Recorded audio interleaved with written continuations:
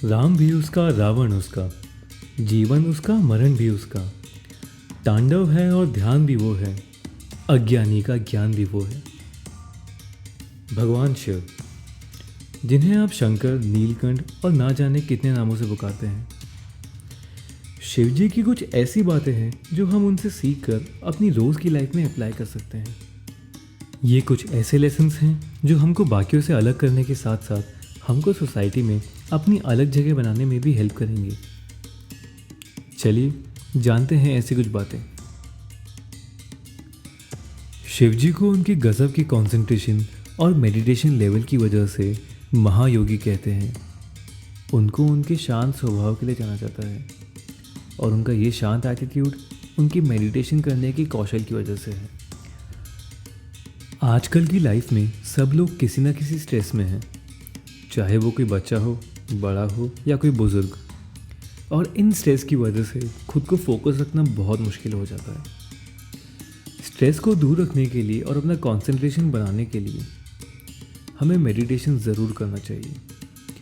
इससे फ़ायदा ये होगा कि किसी भी प्रॉब्लम में शांत मन रखने से हम अपने प्रॉब्लम को ढंग से समझ पाएंगे और उसको अच्छे से हैंडल कर पाएंगे, और वो भी अपनी हेल्थ को बिना कोई नुकसान पहुंचाए।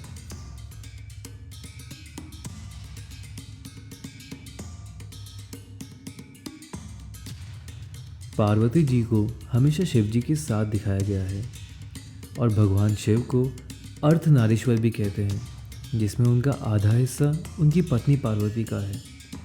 उन्होंने हमेशा पार्वती को सम्मान के साथ रखा और उनका हमेशा ध्यान रखा। पार्वती उनकी शक्ति थी और शिव अपनी शक्ति से दूर नहीं रह सकते।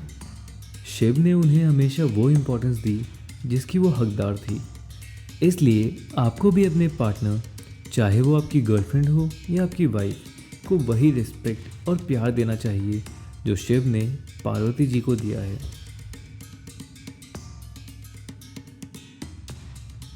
शिव जी को नीलकंठ कहते हैं क्योंकि उन्होंने समुद्र से निकले हलाहल नाम के जहर को निगल लिया था।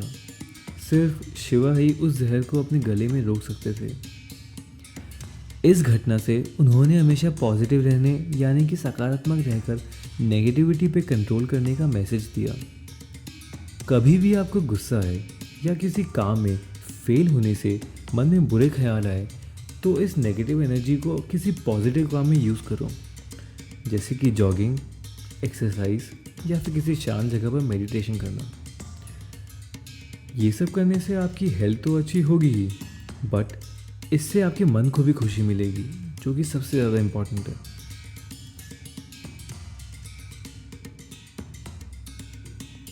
आपका ईगो, आपका घमंड ही है जो आपको कुछ महान करने से रोकता है। ये आपका घमंड है जो आपके और आपके लक्ष्य के बीच में आता है। कहते हैं कि शिवजी अपने हाथ में त्रिशूल लेकर चलते थे ताकि वो अपने घमंड को काबू में रख सके। उन्होंने ना तो कभी अपने घमंड को अपने ऊपर हावी होने दिया और ना ही किसी के घमंड को बर्दाश्त किया।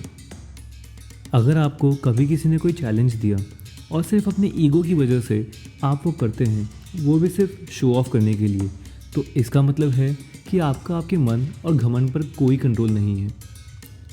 बस एक बार आपका घमंड कंट्रोल में आ गया तो फिर आप बेहतर डिसीजंस ले पाएंगे और अपनी असली पहचान बना पाएंगे। वही शून्य है, वही इकाई, जिसके भीतर बसा शिवा है। वैसे तो शिवजी से सीखने के लिए बहुत चीज़ें हैं, ये उनमें से कुछ बातें थी। अगर आपको ये वीडियो अच्छा लगा हो तो हमें नीचे कमेंट करके बताइए और इस वीडियो को लाइक और हमारे चैनल को सब्सक्राइब करना ना भूलें। आप हमें इंस्टाग्राम, फेसबुक और ट्विटर पे फॉलो भी कर सकते हैं, जिसके लिंक्स नीचे डिस्क्रिप्शन में दिए हुए हैं। और खुश रहिए और दूसरों को भी खुश रखें। Thank you.